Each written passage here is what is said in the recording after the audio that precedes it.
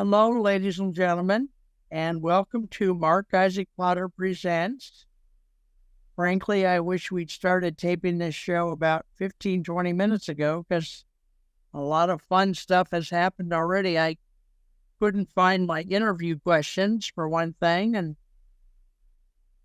I've got to go look at this young man, the phonetic spelling of this young man's name, so I do it right.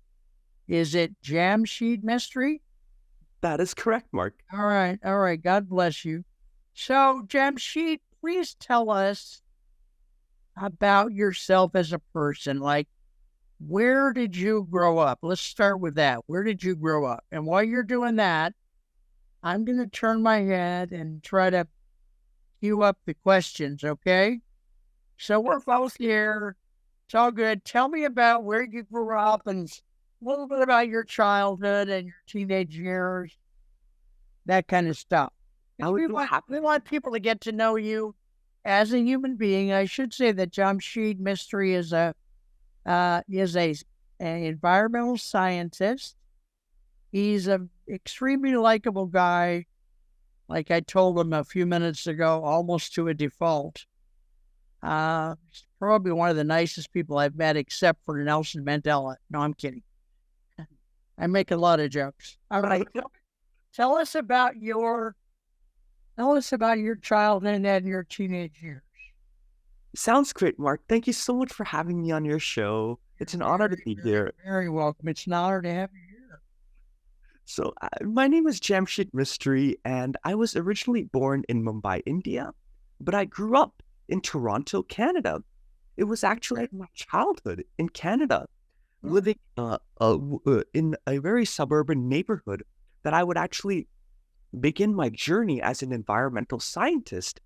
In Canada, I'm sure from all the hockey, as hockey is a very popular sport over there, especially in Toronto, there's a team called the Toronto Maple Leafs, and they're actually named after the maple tree.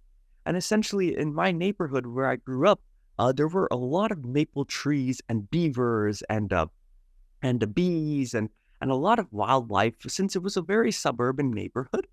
Okay.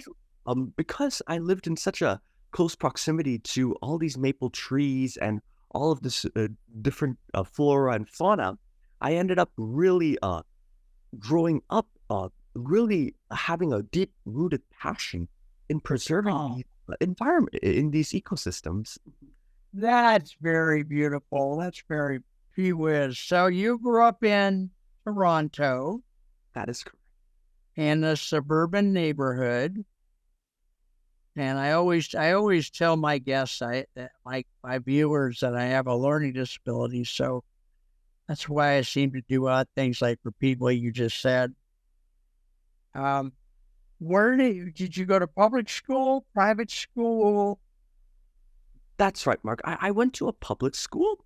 I was only in Canada for my kindergarten to like very early elementary school, but I do remember going to public school in Canada and making a lot of friends. In fact, I have an older brother who's 3 years elder to me. At the time, he was also in elementary school, but he was, in the latter half of elementary school, just entering middle school by the time we immigrated to California. While I was still around in the second or third grade when we had moved to the United States. But I remember my childhood in Canada greatly, Mark. I had some of the most amazing experiences in Canada growing up in a public school, interacting with friends and my community. And honestly, I was just really blessed to have the childhood that I had. So give us an example of one of those experiences. Well, for one, essentially, when I immigrated to Canada, for example, I remember there was a huge language barrier between myself and my new environment. Essentially, I'm going to interrupt you sometimes so I can ask stuff. I understand that India has like, I don't know, 180, 200 languages. Which language of India did you speak? I spoke a language called Gujarati. Mark. It's a language. Is that pretty common or not? It is a very common language in India. It's one of the most common language is Hindi in India. But Okay. as you said, Mark, there are well over 100 languages across India. It's such a diverse country that Right. different languages, different dialects are all abundant. And my language, my native tongue, Mark, is called Gujarati. And essentially, when I immigrated to Canada, I could only speak in Gujarati. I had no English knowledge whatsoever. How old were you when you immigrated? I must have been about 3, 3 Oh, years okay. immigrating. All right. And why do you think your parents chose to go to Canada? Oh, I think they just wanted to build a bit better life for me and my brother at the time. I think Okay. they grew up in India. Of course, my parents loved it in India, especially my dad. He he is so passionate about India. He would always visit there and always tell me stories about his childhood. My mom too, she loves India. But I think for when me and my brother were growing up, my parents had decided, oh, they wanted to take us to a different environment, to the West, and And it seems like a lot of people from India do actually go to Canada. There's an American politician whose father was a professor, and he came from India to Canada, and because he got a job in Canada, which I suspect your dad did too.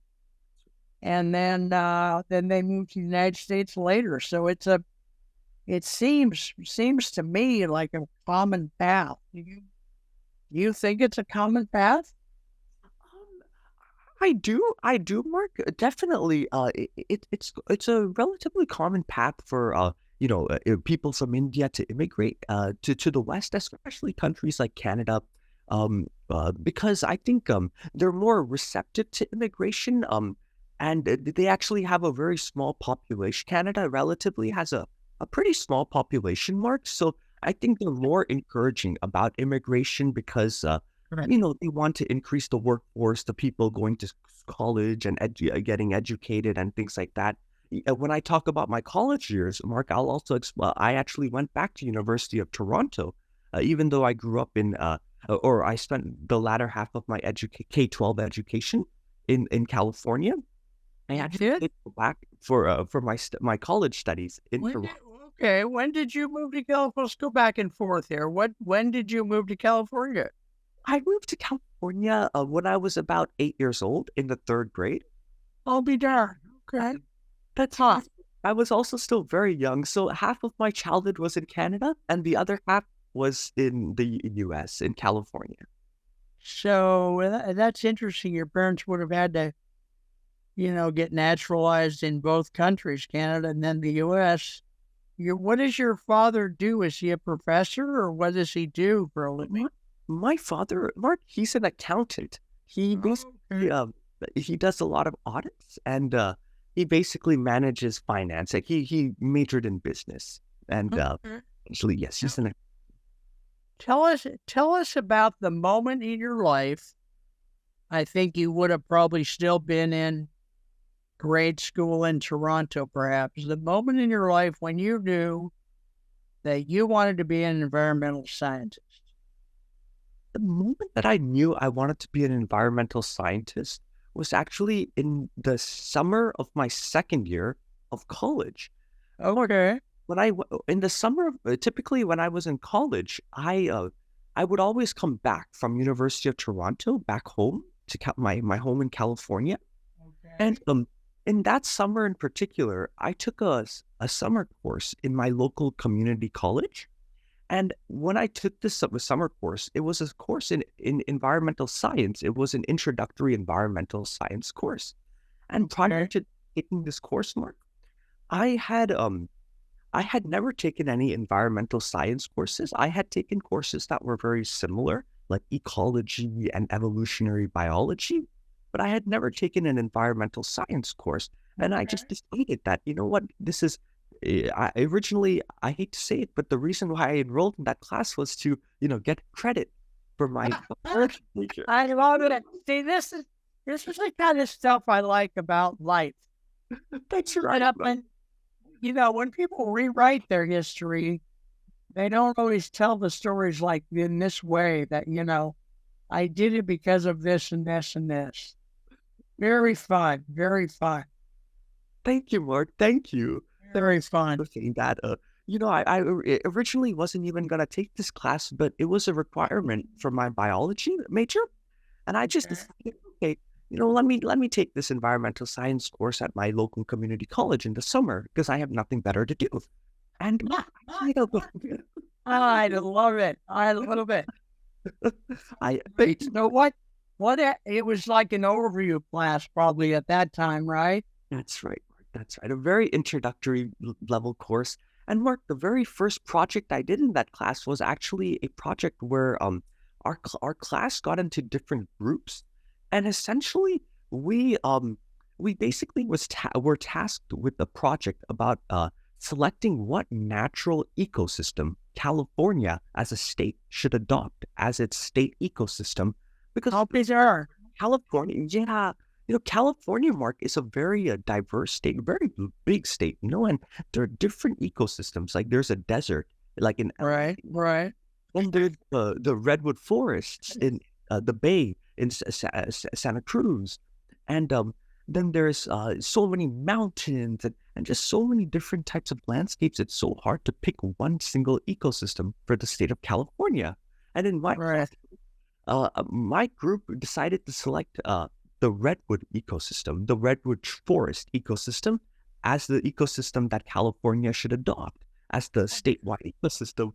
And we Okay. were able to convince I had actually wanted to do the desert, Mark, because I thought California was, mostly a desert. But in the end, I was really happy we selected the redwood forest itself because it's only in California and Oregon that redwood trees actually grow. There's no other place, especially along the coast, the Pacific coast. There used to be a time, Mark, prehistoric, back in the age of the dinosaurs, when redwood trees and forests would be all over the world. But now they're just super specific in California's ecosystem in the Bay, as well Okay. as Oregon. And So they're not in other parts of the world anywhere? that's right, Mark. Nowhere. It's They're just almost extinct. That's crazy. That's that's terrible. right. Are there new redwood trees growing or not? There are, Mark, now that more and more people are becoming more conscious about, like, the scarcity of these beautiful trees. There's been more and more efforts to preserve them. There are forests. I know in California there are redwood forests.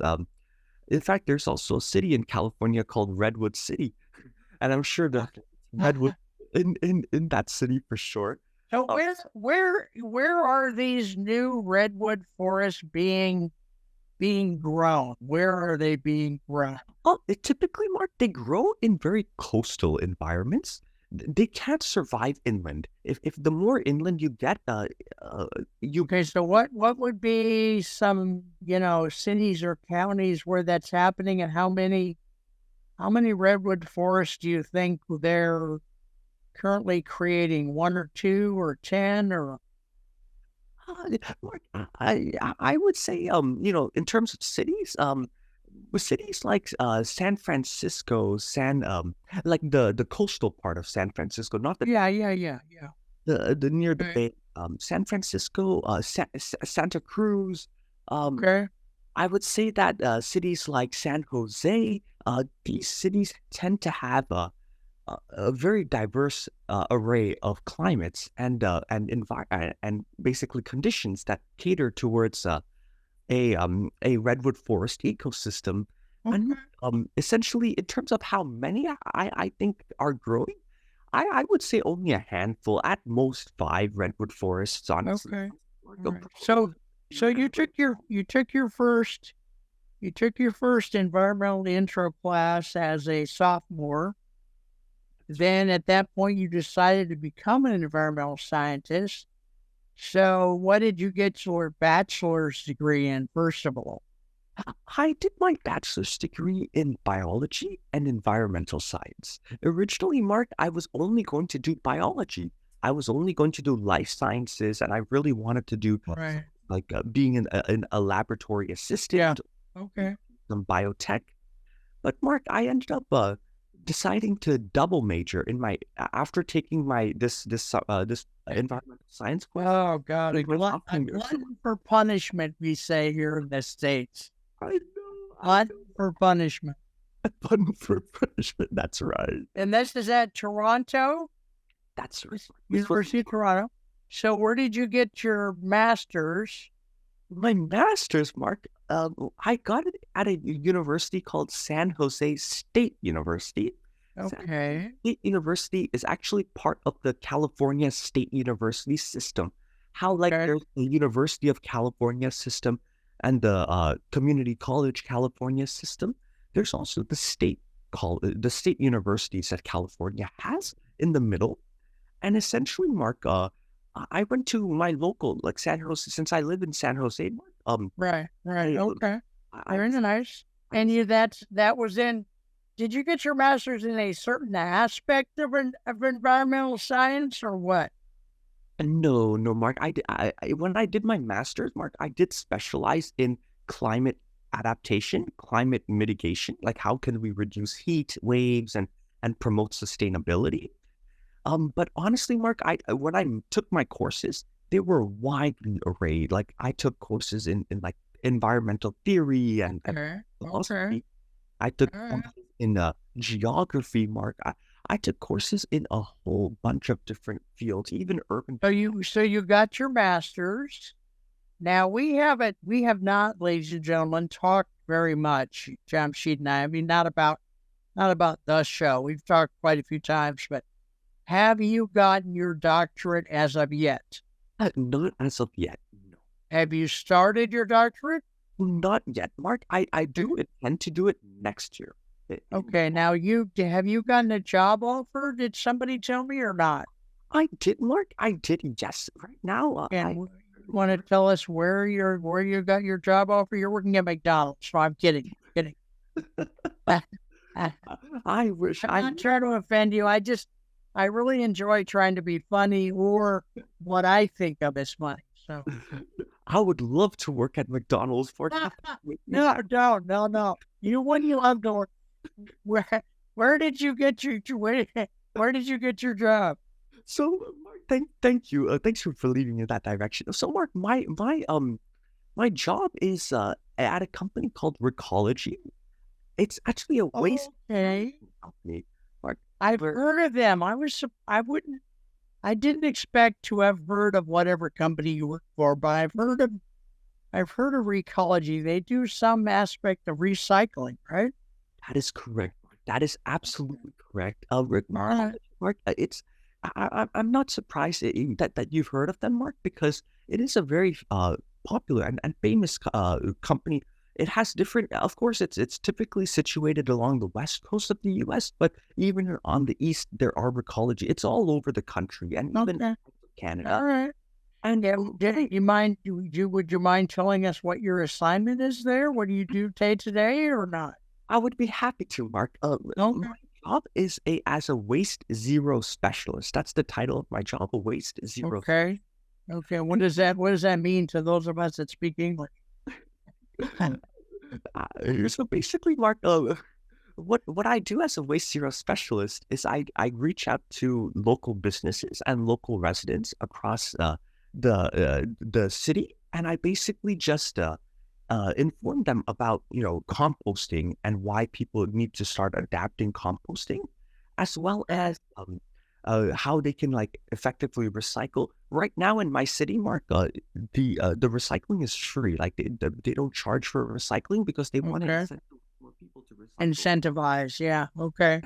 Right. And Mark, in fact, with composting, Mark, I didn't know this before I started my job at Recology, but most of the things that you throw in the garbage, like your paper towels or your food soil paper, your pizza boxes, Right. Right. anything that has it come in contact, any paper or any cardboard that has come in contact with food can go in the compost. You don't need to throw it in the trash or even the recycling. You can actually just compost it. And the things that you compost, Mark, I end didn't up know. I had no idea. That's right, I Mark. had no idea. I know it really opened my eyes because in my local neighborhood, for example, there's people have reservations about composting because there's an odor or it'll attract Yeah, no, no, it's we don't. Yeah, we don't. I live in Fremont. We don't. I've never. I flies. can't even spell composting myself. Exactly, Mark. It's I'm, I'm hoping that the city starts to for cities like Fremont, San Jose, Yeah, Mountain View, yeah. they start to adopt these composting regulations. Is there anybody in recology or even in the whole recycling movement that is trying to work on some other new thing, behavior, component that the public can do to help recycling? Is there?